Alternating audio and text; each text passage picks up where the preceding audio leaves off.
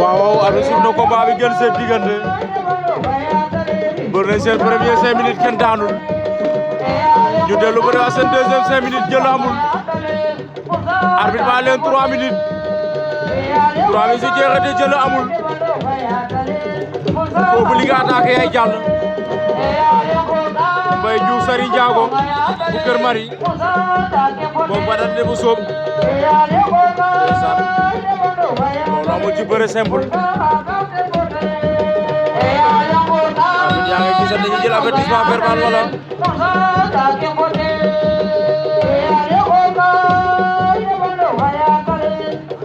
arbitre da ngay wax ak ñoom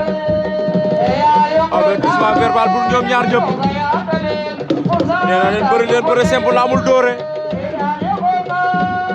ndeysaan génn seen diggante door combat ba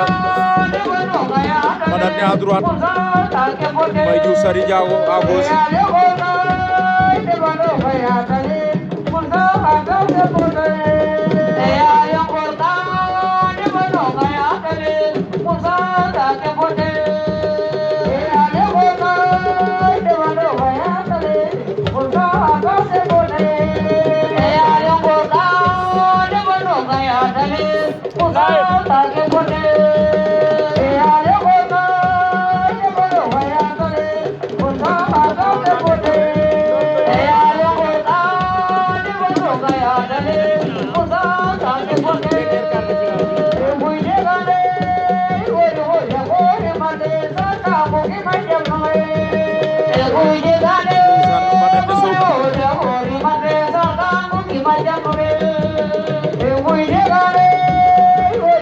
Sary Ndiago bin Mari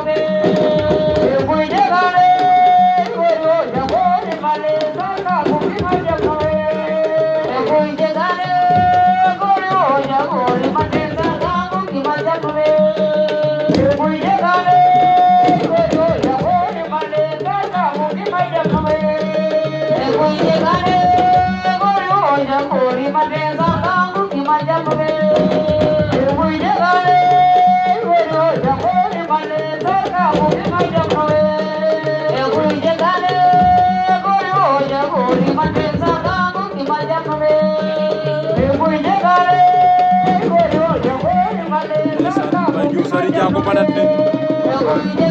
ba léegi dara amagul li des ci daa bes kañ bëre dina arbitre ne aca bëre leen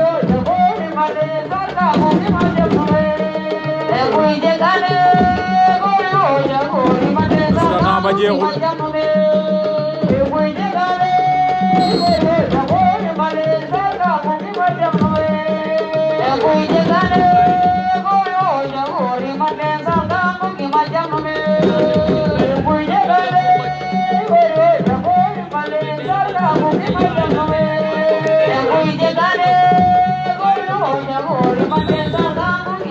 ma jeex na leen